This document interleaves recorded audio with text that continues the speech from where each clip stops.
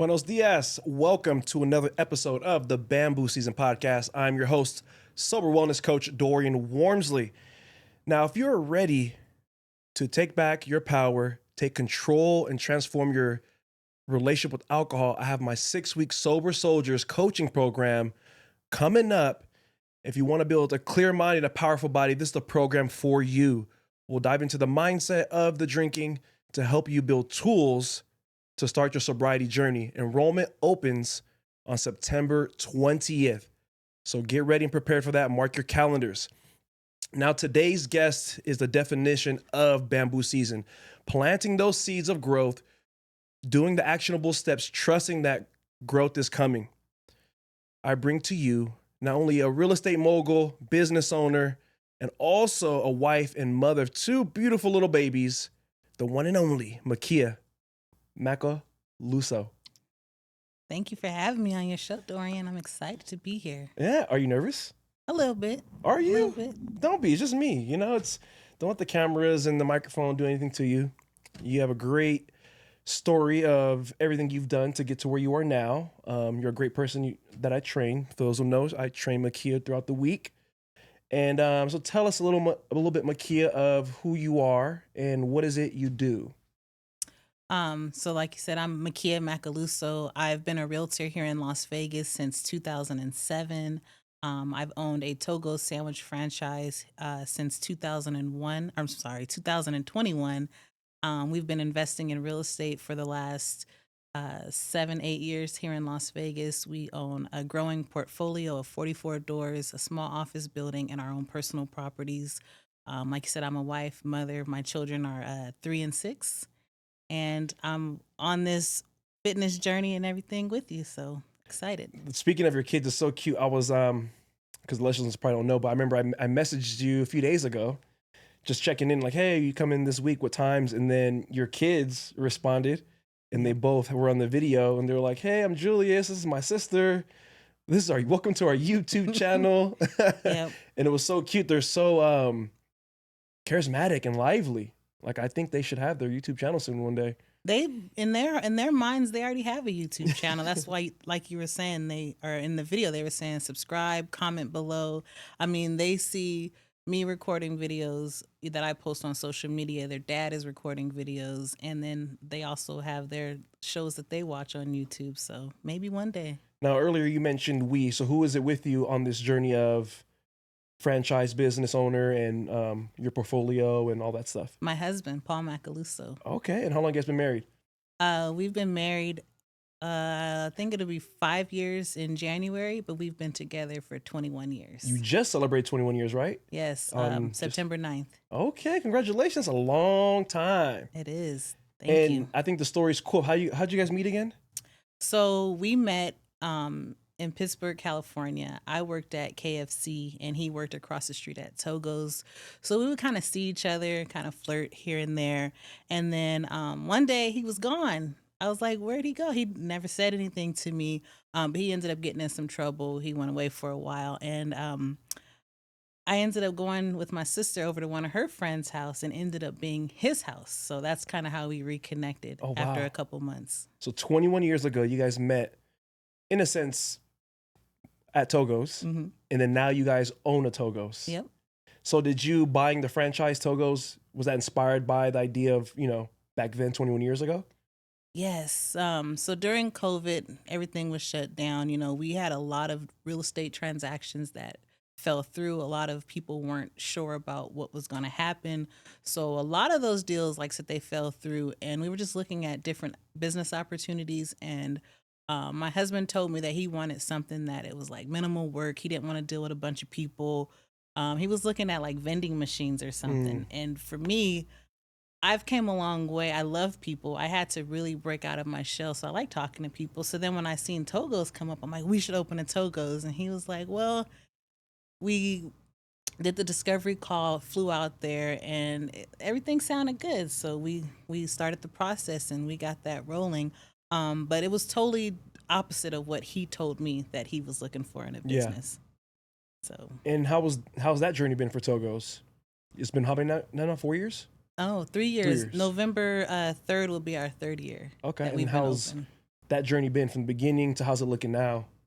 So I really thought that if I opened the doors, people would come. Everybody would be like, "Oh, Togos is here. We'll go." So it's been a journey. It's been a long process. When I first opened, there were days when we did like $400 in sales. So Profit or just in general? No, that in general. Oh, $400, wow. $500 in sales. Now we're doing that in labor costs a day. But it was very scary. We were excited because we were able to start this business. We didn't have to take out any loans. We used our own cash. The space where we have our Togos, it used to be a port of subs, so we didn't have to do any real heavy lifting. It was all cosmetic, so we didn't have to spend too much getting the store open.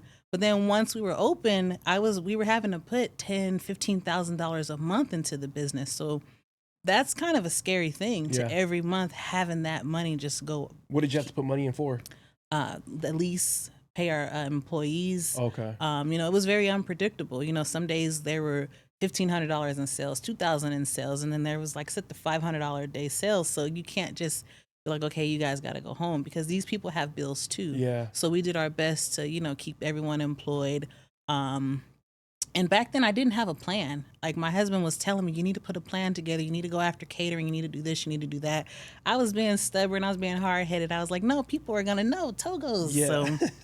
So even to this day, I had a guy, I was there this morning, and he was like, when did you guys open? I didn't even know Togos was here. I'm like, wow, there's a couple of them here, and we still ain't doing a good job letting people know. Yeah. So, but like I said, once we were open, I had to have a real conversation with myself, like, Makea, what are you doing? Because when we decided to open the Togos, it was an investment. I didn't have any plans on being there working. I still had plans on growing our real estate portfolio, being a mom, selling real estate. I would say 6 months into it, the managers that I brought there to help me run the store, they left. All three of them. I brought 3 people from California to manage the store and run it, and we just were bumping heads. Oh, wow. It was always excuses on why we weren't able to do the inventory. Basically, what the problem was, they were kind of bumping heads with each other. It was like you have 3 managers and they want to run the store the way that they want to, so they were bumping heads, and then all of them ended up leaving. So I had to quickly, I went from coming into the shop, taking some orders, greeting the guests and all that, to actually making sandwiches. One of the ladies that I still have employed with me today, she actually used to own her own business in California. She ran a taco shop or restaurant. And it was some days it was just me and her, open to close. Oh, wow. We ended up having to close on Sundays for a while because I'm like, we got to take a day off. Yeah. It was to the point to where my kids were missing me. My husband's like, what are you doing? So I had to take a step back, have a conversation with myself, put a plan together. And since then, things have been pretty good. But one of the ladies who who left from California, she ended up coming back. I think it's been almost a year that she's been back with nice. us. So I got some really solid people, and things are going good now. So now with the 3 years you've had that open, at what point, if it is now, did you start making actual profit? And kind of like now you kind of got a good feel that, okay, we're going to make X amount of money throughout, daily or weekly or monthly, however it works. Well, it still fluctuates. I mean, like, it changes week by week. Like I think I told you not too long ago, we had a day where we did like 300 box lunches and 14 trays of sandwiches, and that was like a really good day for us. Yeah.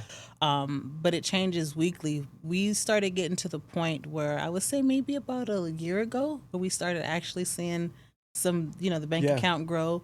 But before that, it was like a lot of money just going back into the business. So those apartment buildings that we were on, it was just that income was coming in, but it was going right into Togos. I will say that, it was a challenge. Some people, they might not have that money to put into a business, and it can get stressful. And once you're in that situation, the stress level, it compounds and it kind of builds up and makes you not necessarily do the things that you need to do. So you got to really have a strong mind and push through and keep going. And there's some light at the end of that tunnel.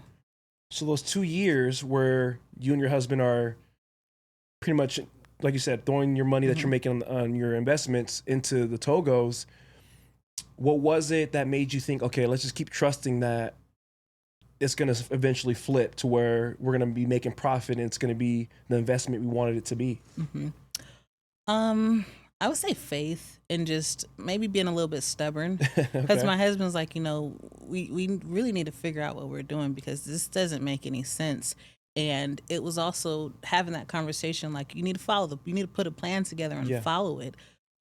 Because I was there working so much, I didn't have time to go to networking events, make connections, meet people, tell them how great a product that we have. One of the things that we also did was we would go and call different businesses and bring them some food so they can try it. And, a lot of those people became customers that still order from us regularly. But I didn't have that time back then. Getting there at 6, 7 in the morning to open, and then sometimes getting home at 8:30, 9 o'clock when the kids are getting ready for bed. You don't have time to do that. So I think just having faith, knowing that, you know what, Makea, if you're able to do these things, it will get better. So that's kind of how it was. And I think you made a great point where you said you guys went to businesses and delivered free trays and food so they can try it, and those people became customers. That's one thing as a fitness coach, what I had to do when I first started, I had to give, in my first year, so many free sessions. I mean, like as free as possible, not begging people, but DMing people every day, hey, free session, come on, because you got to give them a sample and understand the value you're going to give to them. And some of those people became clients and remain clients. Like, for example, I went and spoke at an event for free just to get exposure, tell my story. Next thing you know, I've now met you and been training you for almost close to coming up on a year. Oh, yeah. Yeah. And because you were of service to, shout out to Ashley and Sean, Your Bold is Beautiful Summit coming up. You were catering for their event, and that's how I met you, but also I never heard of Togos. I saw it right there because it was close by my house, but I never knew what it was until I tried it at their summit last year, and I was like, God damn, this is great. Because I'm a fan of sandwiches, but not Subway. You don't eat there. Yeah, I don't Subway Porter. It's just it don't taste good, to be honest. So seeing your sandwich spot and trying it that day was like, wow, okay. And same thing, you sponsored one of my events, my toy drive, and there were some girls who had came, and I think you had extra sandwiches or something, and you brought them to my gym and gave us a bunch of trays. Some of the girls said the same thing you said earlier. They're like, oh, there's a Togos here? They're from California. Like, I had no idea. I'm like, yeah, girl, it's right, literally walking distance from the gym where I used to work at. So I think it's important that people understand sometimes you got to invest. I hate to use the word free, but you got to be willing to do that free work initially and then trust that your product or your service is good enough to where those people are going to come back and spread word. That's true. I mean, it does cost money to do those things, especially, with sandwiches, you have to have the labor, the electricity. You have to have hard costs to provide those things. And another thing that I would do is I would provide free sandwiches, give samples out, and then I would stop. And then you would see the sales go down. So I was like riding that roller coaster. I had to really just keep, like even with social media, sometimes I would post stuff and then I stopped posting, and you have to really just keep reminding people that you're there because sometimes they forget. And then there's a lot of times where, like you said, a lot of the businesses that we cater for had never heard of Togos, and I had to contact them multiple times to even give them a free sandwich. You would think that when you offer someone something that they would take it. A lot of times it's like, no, we're good. And then you keep pushing at it, and then they finally take you up on that offer, and they're like, okay, now this was good. We need you to cater an event for us. Like, we've been very fortunate to cater for a lot of companies here in Vegas. I mean, like UFC, DraftKings, Caesars, the Metro, so many different businesses, and it's just, it feels good, like, driving around town. Like when we drive around downtown, I can point out so many apartment buildings that my husband and I have sold, or my husband has sold. But then driving around, you see a lot of businesses that we've dropped off sandwiches for that be like, oh, they just catered with us the other day. You know what I'm saying? So it's awesome. And I've met a lot of wonderful people that I probably may not have met, had I not opened this sandwich shop.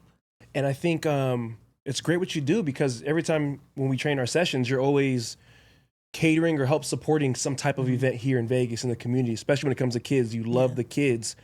Where does that come from for you to want to give back to the community, helping the kids and doing what you can with Togos and your businesses to give back? I would say a couple things. One of the most important is, growing up, we weren't we didn't really lack anything, but my grandmother, she used a lot of different services. Like there was different organizations that helped us out, for the holidays with toys or clothes or, food or different things like that. And we use those different services, and so it's just something that I know that helped us out. So why not give back now that I'm able to? And something else that really changed for me was I was focused on making money, but then when I changed my focus to how can I make an impact, how can I serve, so all these different opportunities have come up. And that money is coming because I've changed. Like with our apartment buildings, we provide workforce housing. We give people a respectable place to live, and we really take pride in our buildings. Like you drive around and you see these buildings and they're all boarded up, or, people are living in some shit. Yeah. And you wonder, like, how could you own that and not take care of it? Because at the end of the day, you're going to pay for it. Either when you go to sell that building, you're going to have to take a lesser of value for it because people aren't going to pay you top dollar for something that needs work, or it's going to cause even more problems, So we really do look at how we can serve and how we can impact and make the community better. So I think that's one of the biggest things that has changed for us. That was beautifully said. How you said you went from, in a sense, chasing the money to how can I make an impact? Yep. I think for myself personally as well, that's kind of what I shifted when I got into working for myself, was like, trust that the money's gonna come, Yep. but focus on how can you impact somebody's life? How can you add value to somebody's life? And it's been 2.5 years now, and it's just been happening for me, And I think a lot of people out there, they don't get that concept because I think they're in that, I like to call it a poverty mindset of they're struggling, they're stressful to not want to think about the money and how can I get it? How can I get it? People can sense that. You can sense when you go somewhere and they're trying to just sell you, or you're just another transaction, as opposed to you're somebody genuinely trying to add value to them in some kind of way. Now, outside of the Togos, you mentioned you and your husband have a portfolio. I'm not familiar with real estate at all, but for portfolio, I'm guessing is just explain to somebody who may not know what a portfolio is. So we own several different investment properties, and collectively that's like our real estate portfolio. That's why I said a growing portfolio, because we're not stopping at what we have. The goal is to get more. Okay, so that's a portfolio. So you and your husband have been building that for how long now? My son will be 7 in November, so we purchased our first building. I remember the first building that we purchased, we were in escrow, and it was a probate sale. So that means that the owner passed away. He died, and he didn't have a will or anything, so it had to go through court, and it was a long process to get it done. So during the time we were in escrow, I found out that I was pregnant. So it was a kind of a scary thing. We're like, do we go through with this? Do we stop? Because now we got to think about a baby. But we held in there, and we purchased that property, and it was really, really good for us. So. Yeah. So then after that first one, what made you guys decide, or how to work for you guys to get into apartment buildings as opposed, or do you do commercial? Like, what is kind of you and your husband's business? My primary focus is residential. I love the feeling of helping someone purchase their first home or a property that they're going to live in. My husband, his plan was always to sell investment properties and to work with investors. And over the years, that was his plan, was for us to build a real estate portfolio. And so when he first got into real estate, he still works with a lot of investors, but he was just seeing the types of returns that these people were getting on their money. And the strategy that we use is a BRRRR strategy, and it's basically you buy, renovate, refinance, and then you repeat that process again. So when we use that strategy, we're able to buy these buildings, pull our money out, and then we're able to sometimes if we sell that property, we can roll it into another one. Oh, okay. So like I was saying, with our first property, I want to say we bought it for $330,000. It was a 12-unit complex, a small building, and I think there was maybe 3 or 4 people living in there. So when we bought that, it was pretty scary, Yeah. because there's no income coming in, and we used hard money. So hard money is basically when you take a very high interest rate, you take a loan from someone, and it's like probably double digits that the interest rate you're going to Oh, pay. wow. So if you don't do that right, you can really get yourself in some trouble. Damn. Yeah. So your first investment property was a 12-unit Mhm. complex. Okay.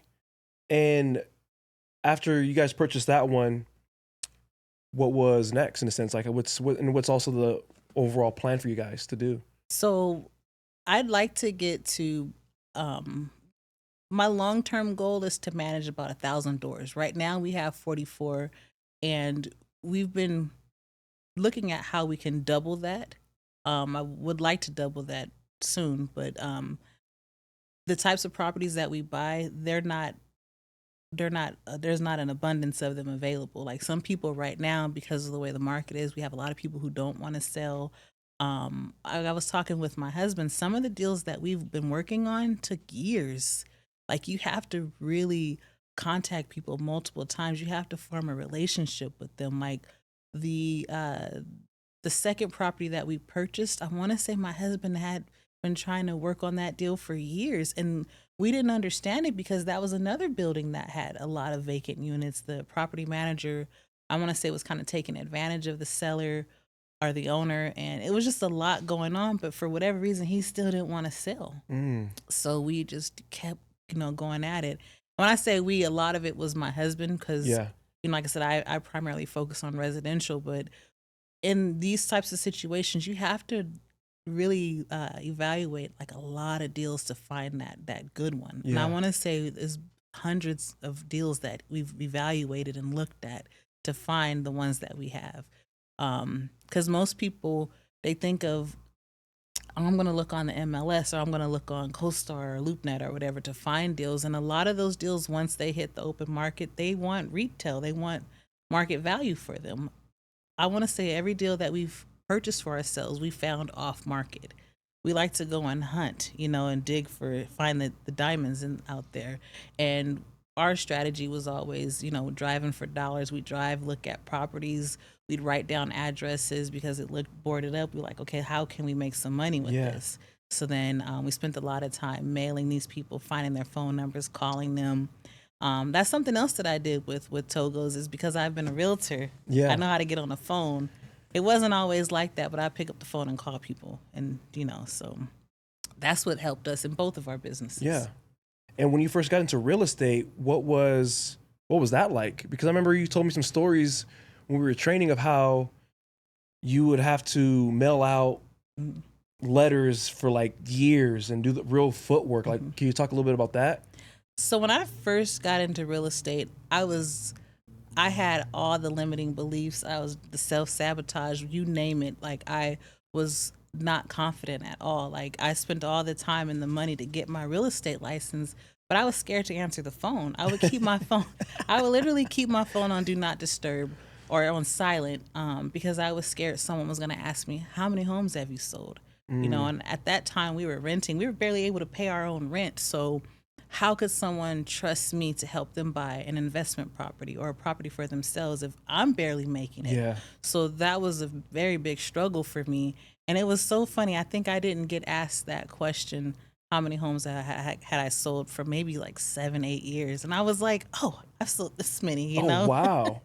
But for a long time, I was really scared. And but I had to work through that. Did a lot of personal development and all that stuff. So I was able to um, kind of build my mindset, change my mindset, and things got better. But back to your question, we did a lot of I did a lot of training. So when I got in real estate, it was 2007, and that was during a time when the market Mm. crash was starting to happen. So I had to actually learn how to find deals. A lot of people prior to that, someone got their real estate license and they were just doing deals left and right because there was an abundance of Yeah. money, for people to buy. The interest rates were lower. So when I got my license, it was like, no, girl, you got to actually do cold call. You got to do open houses. You have to mail people and all those different things. I remember when I first got licensed, I was with Coldwell Banker Wardley, and back then they would, I don't know if it's still like this, but they would let you take all these different trainings and they would say, oh, we'll take it out of your check. We'll take it out of your check. So I took every training I could. My first check was like $250.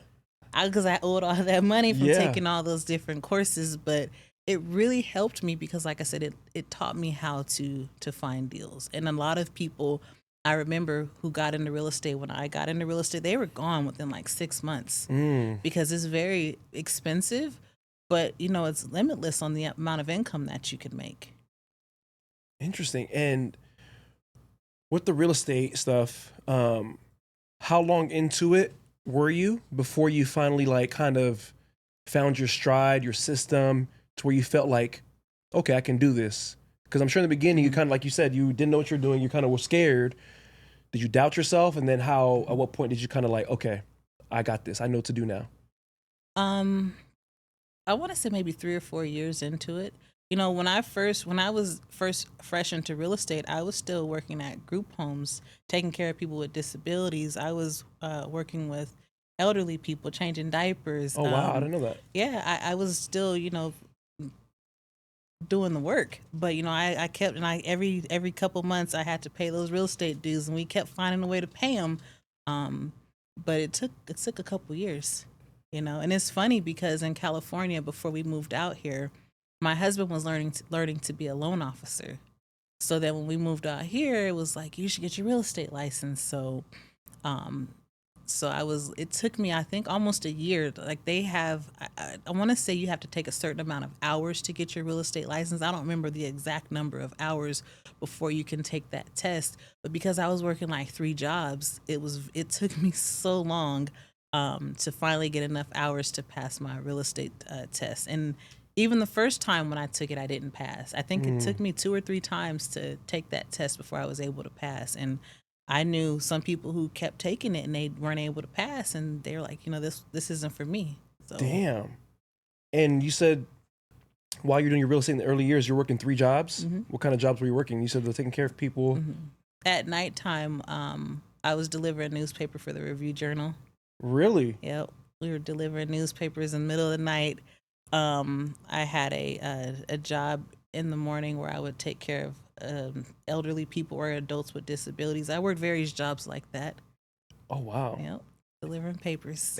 And I love when you tell the stories, because sometimes people see where you are now. You own your business. You got, like you said, you got your portfolio going, and they think you just got there by accident or you just got there overnight. No. Can you touch a little bit on like the journey of that and like? So when I got my real estate license, and my husband, he eventually, I want to say maybe 2011 or so, he got his real estate license.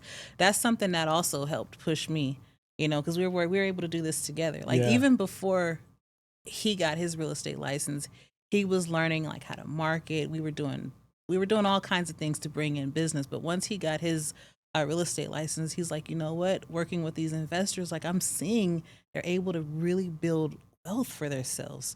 So we were like, we're going to take our real estate commissions and we're going to just roll it into real estate. So we started doing that, and it worked for us. It's funny because I was on a Zoom taking a CE class, and there was this realtor. She was an older lady, and she was saying, over the years I've owned over 500 properties. And one of the guys was like kind of sarcastically, he was like, you were just lucky, not the average person can't do that. And they kind of like started arguing. I'm yelling at the screen like, because they don't know it's possible. You got to show them it's possible.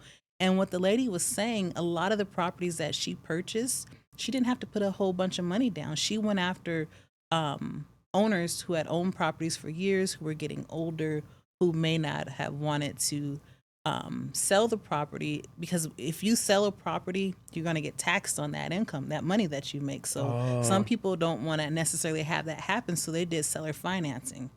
So there's a lot. I've even done a deal where we had seller financing. But there's different opportunities where you can have the seller, hold the property. They basically play bank, and you pay them every month. Don't have to. They're not checking your credits. Most cases, you just figure out the terms and all that. You negotiate it, and that was how she said she purchased most of her properties. And she was like, different places where we travel and we wanted to have properties in, we started, finding those opportunities. And I'm like, that is so true, because I didn't graduate from high school. I think when I was 19, Yeah. I got my GED. Oh, really? Yeah, I don't have a formal high school education. I didn't go to college, but not a lot of people know that, because I really started focusing on my mindset. I started reading books about real estate. I started reading books about being an entrepreneur, a business owner, and all those different things. So we educated myself. So people don't necessarily, I'm not saying don't go to college, but you don't think that just because you don't have that education that you can't change those different, the direction of your life.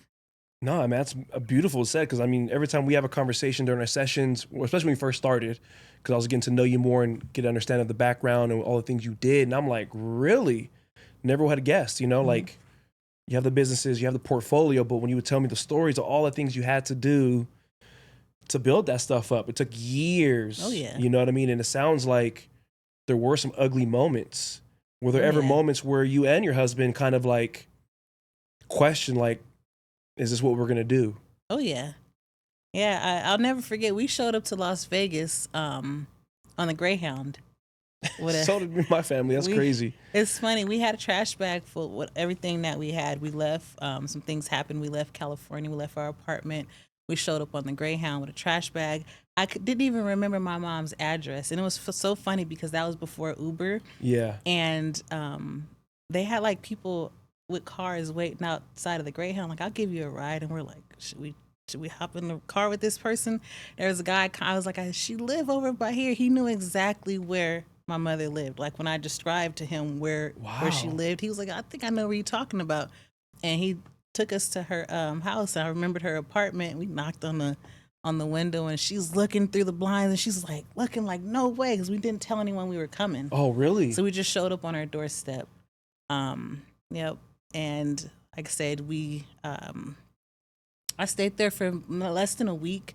We weren't really getting along. Some things happened, and we had rented a weekly. I think it was called Harbor Island back then. What the fuck, bro? You stayed there too? Yeah, I was telling my story here. When we first moved to Vegas, Mm-hmm. we came in the Greyhound. Me and my mom, my stepdad, my sister, bags of clothes. My mom was like, "We're gonna go to Vegas." Came on the Greyhound. The first 3 nights we stayed like downtown Circus, whatever. Uh-huh. Then they found Harbor Island right there behind Hard Rock, and we stayed there for about a month. Wow. That's crazy. Wow. Oh, wow. So go ahead, continue. You started Harbor Island. So we didn't realize that it didn't come with anything. Like, you didn't have any pots and pans. Yeah. You didn't have no sheets on the bed. So we gave them our money, and we opened the doors. We're like, what are we going to do? Like, do we go and buy all this stuff that we need? So we went to Walmart, and we got as little as possible, like just some basic stuff. We got sheets and different things like that. I still remember my husband cooking us top ramen noodles out of a cut beer can, because we didn't have any pots and pans. What? It was stressful. We didn't have a plan, but we made it. We're still here. Yeah, that's beautiful. I think those moments and stuff like that, they make it so much more meaningful when you get to this level, and you're able to give back to community, and you can think back through those hard times. I honestly, personally feel sometimes it might sound bad, but I think some motherfuckers need to go through some shit. There's a lot of people who don't really go through, I guess everybody struggles a little different. Yeah. But I've met people to where it's like, you don't even really know what a real struggle is. And I think it's like a driving force, because there's people who grow up with the perfect family, not perfect family, but they got, both households and both parents, good upbringing, financially stable. And I've met people to where they don't even have that kind of drive and grind to do more than just be okay. Yeah. In a sense, if that makes sense. No, that makes sense. Totally makes sense. So before you guys came here, what was like, how old were you guys came here? How old were you to Vegas, you and your husband? I was 21. 21? Yeah. What was the driving force to come to Vegas of all places? Oh, because your mom was here? Yeah, so we had talked about moving. We talked about getting out of town, because I'm from Pittsburgh, California. And I don't want to say it was depressing, but I started before I met my husband, I got to the point to where, I really didn't even hang out with my friends anymore. We were just, our paths were, going in a different direction. So Some people will be like, oh, she thinks she's better than us. But no, it was like I was kind of tired of doing the same thing. You know, before I was even 21, I was over going to clubs and partying because I had done that already. Yeah. Like it wasn't exciting for me. So, you know, I started, you know, distancing myself. And after I met him, we had got our own apartment together. And then he had gotten some trouble and we had to leave. So that's how we ended up coming to Vegas. We talked about leaving, but something happened and God was like, no, you guys need to get your butts up out of here. So we left and came to Vegas. So that's kind of how that happened. We were just taking too long to get our butts moving. Yeah. So now with the real estate, you mentioned something earlier, and you've told me before. You said you and your husband have a system of, or you used a system when you first started of taking the commission you made from your investment properties, and then put that right in directly into another one. You mentioned to me that you're working on a coaching program. Yes. Am I tripping? No, you're not tripping. So my coaching program, you know, I want to really inspire and help women entrepreneurs and business owners kind of break free of those generational beliefs and behaviors that are kind of holding them back. Because I want to be the person that I needed when I first got into business. I've taken, believe it or not, I've spent thousands of dollars on coaching with different people, and I kind of felt like it was a waste of money. I mean, I wouldn't say a waste of money because it helped me. I did learn some things, but I needed someone to like really push me.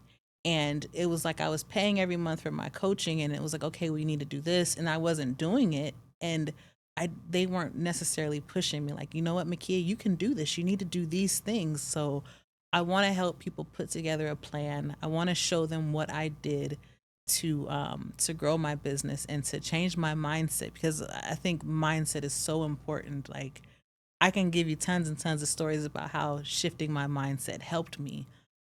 So that's with my coaching program. And then my husband, he also has a program called the Real Estate Multifamily Renegade. And he's like showing everything that we did to buy these investment properties, and some of them with very little money. So the whole idea is to be able to, I don't want to say like multiply ourselves, but if I can show people what I'm doing to make an impact and how I'm able to grow my business, and then we can show them how we're investing in real estate and cleaning up these communities, I think we can really do something big. Yeah. And really impact and change some things. I remember my husband was telling me a conversation he had with his mentor, and his mentor is, I want to say, in his 80s, and like he kind of had got upset. He was like, you know, I've made millions of dollars. I've owned over 1,000 doors at one point at different points in my life, but what was it for? Like, what do I have to show for? And so I was really thinking, like, you know, I want to create a legacy that's going to outlive me. Yeah. You know, I really want, when I get to up there in age, I really want to be able to look back and be like, wow, you did this, you did that. I don't want to just be like, oh, I've made millions of dollars. Yeah. You know, so that was something that also really inspired me to get serious about my coaching, because it's taken a while. Yeah. But that's something I think about all the time, because I don't want to just say, oh, I've made all this money, you know what I'm saying? And what am I going to do with it? You know, I don't want my kids to just inherit a bunch of money. I want to teach them how to invest in real estate. You know, I want my children to be proud of me. You know, I have all these different thoughts and things that inspire me, but that's one of the biggest motivators behind that. That's amazing, because as you're saying that, there's a lot of multi-million rich people in the world we probably never heard of or anything that probably have died and they were just rich. And there's people who've had no money, but you remember them based off their impact they had on the world. Martin Luther King, Malcolm X. To my knowledge, I don't think they had that much money, but they impact you. You know about them since you're a kid. They'll live on forever. And there's other people out there I can name. I can't think of the top of my head, but who weren't known for their money and finance. They're known for the impact they had on the world. And I relate to you in that sense, because that's my goal in life, is to be as impactful as possible to make others feel they can do what the fuck they want to do. You don't need to, because when I first started out, with even doing my charity events and stuff like that, I was always like, man, I gotta have X amount of money, X amount of connections, and all these things. When in reality, I just had to do it. Yep. And as you do it, everything else comes. I've made the connections while doing them. I've made the connections, like I said, and it's came together on its own just by doing the stuff. And I think you're definitely needed for people, especially with people who came up. To my knowledge, you didn't come up with a bunch of money or anything like that, correct? I don't want to assume. No, we didn't have a whole bunch of money. But one thing I will say is my grandmother, she knew how to, she was a hustler. She didn't have a educate, she didn't go to college or anything like that either. But she sold plates, she crocheted blankets.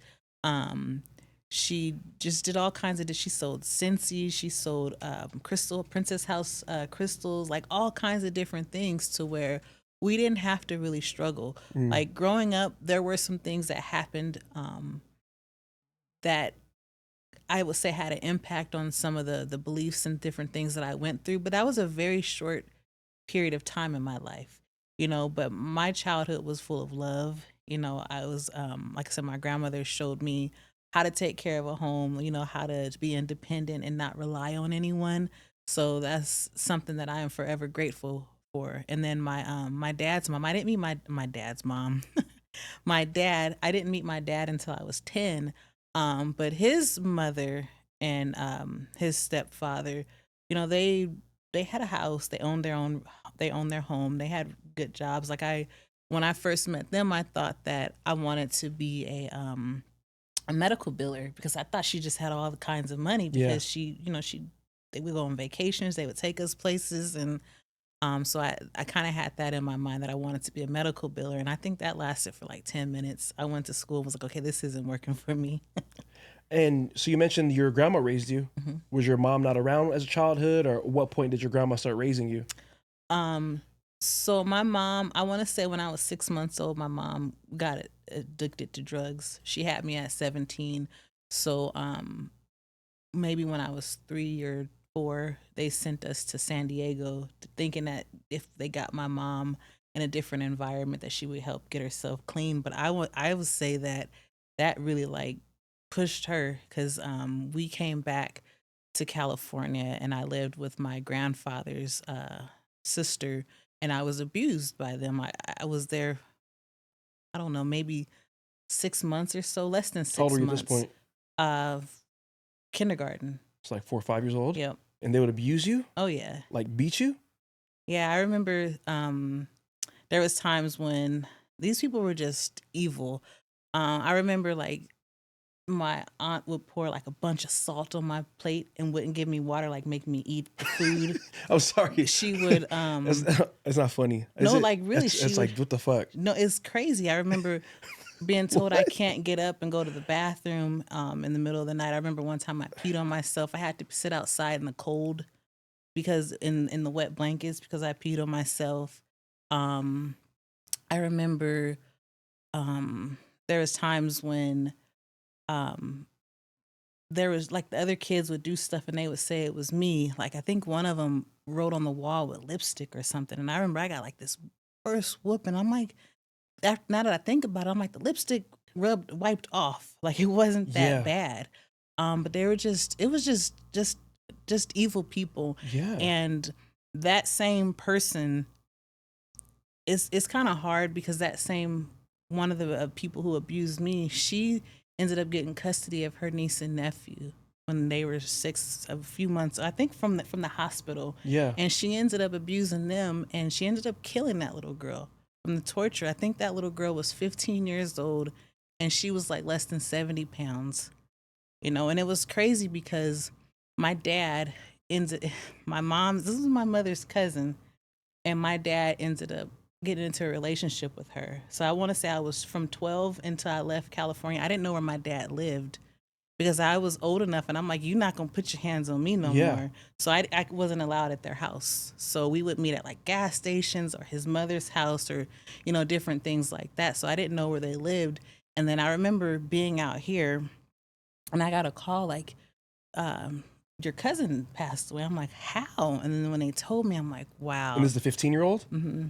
So she was. So the people who were abusing you guys was your grandfather's sister? It was his sister, and the niece is the one that it was both of them really. It was the So niece. your grandpa's sister, that's your second aunt or your great aunt, something like that. I don't even. It's hard. I don't like to consider those people Oh, family, yeah. but so yeah, yeah. Damn. And they abused you as a kid, put salt on your plate, all that shit, and then you left as an adult.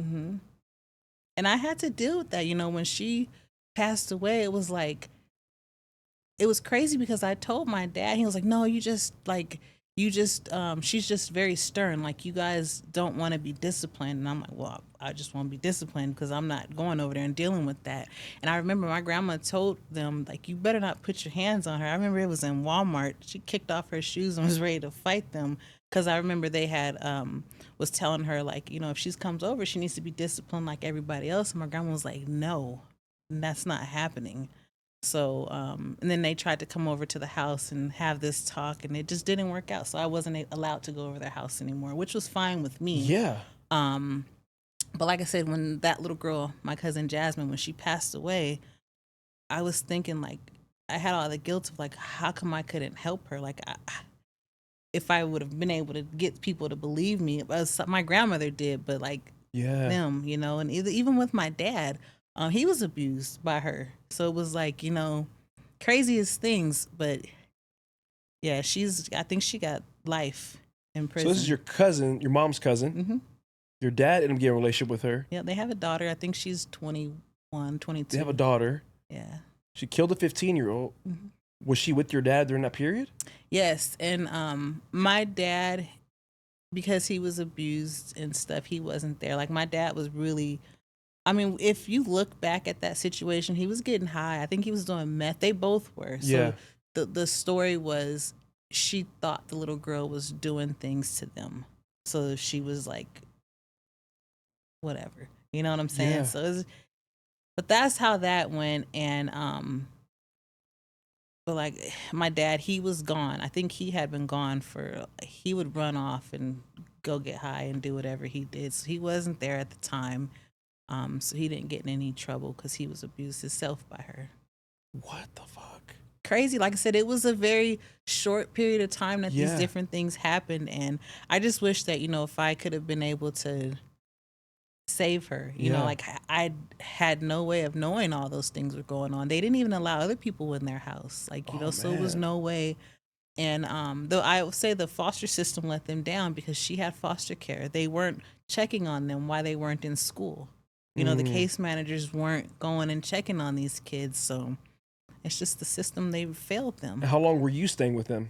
You said for 5 years old when they started. It's like 6 months. Oh, that's it? Yeah. After that, you went where? I went to my grandmother. To your grandma. She started raising. This your mom's mom? My mom's mom. And then during this period, so now you're like 6 years old with your grandma. Mm-hmm. Where was your mom at? She was still on drugs? Oh, yeah. My mom, I really wanted to be around my mom. So I would get dropped off wherever she was. And I remember one time I was walking from the store with some of the people that I was with, and my mom was getting arrested. And I'm like, don't say anything or they might take you too. So I had to walk past her as a young child and just see my mom getting handcuffed. Oh my God. I'm like, this is some crazy stuff. And I remember in junior high, I had a picture of my mom. She was in jail. And I had showed some of my friends, like, oh, your mom's a doctor. And I kind of just rolled with it because she, you know what I'm saying? She had the jail outfit? The jail outfit. I want to say it was blue or something like that. So I was like, wow, she's a doctor. Oh, man. It's beautiful to hear the story of what the shit you went through. I mean, it's not good to hear the bad stuff, but to think of the woman you've become, the mom, the wife, business owner, you're very inspiring. And I'm not going to say you're quiet, but meeting you initially, I never would have guessed all that. And I guess it's bad to just assume about people. But once I started training you, and I'm nosy, so I ask questions with people. Yeah, you do. I do, because to me, once you get to, I personally feel, because everybody's not going to want to be as open as, I guess, how I am sometimes with my story and stuff to tell you everything they've been through. Sometimes you got to ask a few questions. And I think the more you know people's story, what they've been through, kind of, you get to understand how to build a connection with them. If you know certain things about them, then you'll know how to, especially with me as a trainer, I can get an understanding of how to motivate them more, or get a deeper understanding of why they're not following suit when it comes to nutrition or working out or anything. Like if they had a crazy certain childhood or something, me yelling at them or being too aggressive with them, that can like trigger them, you know? But if I know certain things about them, okay, I can motivate them in a different kind of way. I got to talk to them in a different way, especially when it comes to nutrition and stuff like that. So that's kind of why I get nosy. And then when she started telling me stuff, but even so, you made me feel and understand like I need to start figuring out how I can start figuring out ways to get my first property eventually and do those things. Seeing somebody like yourself who initially, you and your husband didn't have much or anything, but here you guys are building a portfolio, buying apartment complexes, and huge dreams of what you guys want to accomplish. So I'm super excited to see what your coaching program is going to be like. Do you have like an idea of time frame or when you would like to start rolling that out? So for my coaching program, it's going to be later this fall. But with the multifamily renegade, my husband, he's already putting stuff out there and stuff. So really, he's on YouTube. Check him out, Paul Macaluso, the multifamily renegade. You'll see different things that he's putting out there about how to buy investment properties and the strategy that we use. But like I said, for my women's empowerment business growth coach, it's going to be later this fall. And it's going to be targeted towards women specifically? Yeah, it's definitely going to be targeted towards women, because I don't think I mentioned this, but you know, moving out here and going through the things that we went through, getting our first place, it was women who helped us. You know, I remember I quickly got a job when I was at work. My husband was trying to find a place for us to live, and because I didn't have, you know, pay stubs and proof of income yet, everyone was turning us down. You know, they was trying to give us places in the hood. We weren't trying to be there. But I'll never forget, my husband came and picked me up from work. He was like, I got us an apartment. I'm like, how? He was like, it was the Flamingo Road Apartments, Jones and Flamingo. Oh, okay. He said he pulled over because there was a car on fire, and he was just sitting there watching the fire department put the fire out. And he just started talking to this lady, and she was a leasing agent at the apartment complex. And he told her our story, and she was like, if you want an apartment, I can get you an apartment.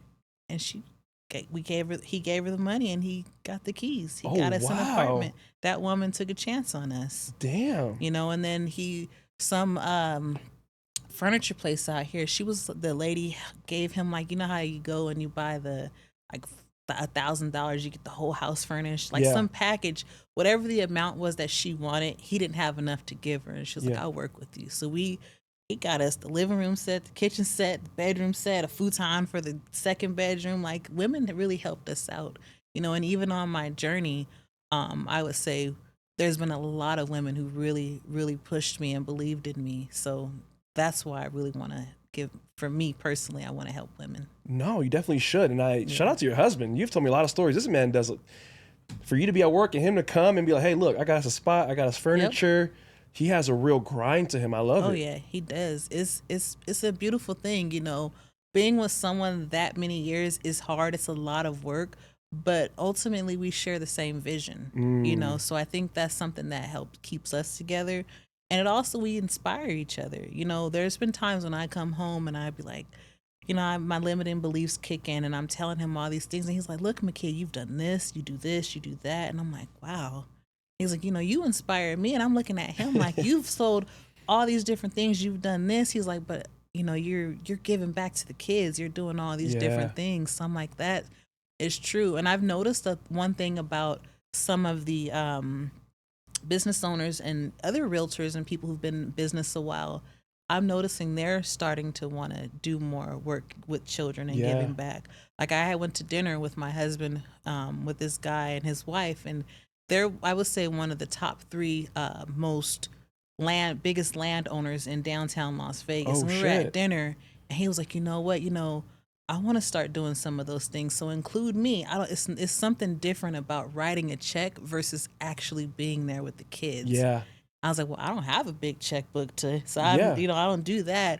And some of the things that we've done to give back, you know, it wasn't just me writing a check. It was me putting it out there on social media, reaching out to our customers, letting them know what we're doing. And believe it or not, Togos and our customers come through. Yeah. They come through and they bring toys or they bring juice boxes or whatever it is that we're trying to raise supplies for or money or whatever, they come through. And it's not always about writing the check. It's not. I didn't think I about think that. the service part is important because one thing a lot of people know about, I mean, to my knowledge, they say Warren Buffett, richest man out in the world, a good amount of his money is towards philanthropy. Yeah. And people with money, what they love to do is give back to the community. So when you go and put yourself in these positions of being of service in the community, you're going to meet these people in person. Yep. And it's crazy because you're not going to know. You're not going to know that this person here, that person there owns X, Y, and Z. Yep. They're not going to know Makea owns these apartment complexes. She's a real estate mogul. They're not going to know but you're all going for the same reason. Mm-hmm. That's why I love putting together charity events, because the people you'll meet, but also just being a part of the community aspect. As we wrap up here in a second, for people in the real estate, because you've been through the struggles, you've done it for years, what are some tips or advice you could give them as they're going through and starting their journey? I would say put a plan together and be definite about what you want. When I first got in real estate, I think one of the biggest struggles that I had was I didn't know what I wanted. I was trying to do for sale by owners. I was trying to do high rises. I was working with buyers, sellers, all the things. But once I started focusing on like high rise condos, I found my niche. Things got better for me because then I was able to learn all about that one thing rather than trying to learn a little bit about this, a little bit about that. I just became known for, selling high rises. And find a mentor. Don't just, some people think you got to join a team. No, you don't have to join a team. Find a mentor, even if it's not somebody that you know personally. Yeah. Someone who's YouTube, find someone who's doing what you want to do and really listen to what because they give you game all day. Everybody who learns something, they want to give back and they want to share. So like I said, find a mentor, be definite, put a plan together, and I think you'll be fine. But just know that it's not going to happen overnight. You got to put in the work. And what was I going to say? So you said later this fall, your program is going to be dropping. Yep. Your coaching program. So I'll make sure to look out for that. And then your husband has his program up and running. Yep. So I'll definitely tag his YouTube channel in the. He don't use Instagram. Yeah, I'll tag his YouTube channel in this description so people can go if they're trying to learn their multifamily. What's it called again? Sorry. The multifamily renegade. Okay. And as we wrap up here, one question I like to ask people is, what's one piece of information you would give somebody out there who's trying to transform and grow as a person?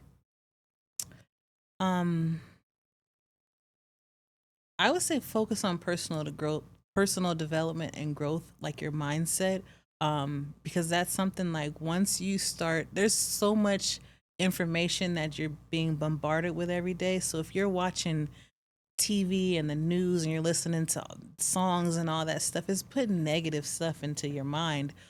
So I would say just nurture your mind, and really listen to positive things, and things that are no longer serving you, get rid of them. I really, really believe in that. Like, I don't have cable at home. I don't watch the news anymore. Sometimes when I hear about things, it's because of social media or someone told me, but I'm really trying to be more intentional about the things that I spend my time with and get rid of those negative conversations. Those people who are always trying to talk about things that's going to pull you down, you got to get rid of them. Like, I hate to say this, but I don't talk to a lot of people on the phone, like family members and old friends, because every time it's conversations about gossip or things that I don't want to talk about no more. Now, even my husband, sometimes he tells me, like, why are we talking about this? I'm like, well, I just see this on social media. He's like, Makea, no, that's why I don't have social media. So he reminds me, very important to be intentional about the things that you listen to and do, read, all of those things. Okay, personal growth. I definitely agree with a lot of those points. I will, thank you for taking, your busy woman, I know. Thank you for making time to come on here. You guys, I will tag her Instagram, her business Instagram, Togos, on Sunset and Rainbow here in Las Vegas. I'm going to also tag her husband's YouTube channel. So if you're looking to invest in real estate, I'm going to tag it here in the bio. One thing she touched on, I'm going to leave you with a message, is remove anybody and anything that is not in line with who you want to become. That could be friends. It could be family. It's going to be uncomfortable. But you know what? What got you to where you are now isn't always going to get you to where you want to go and who you want to become. Personal growth is key. 2 words: keep growing.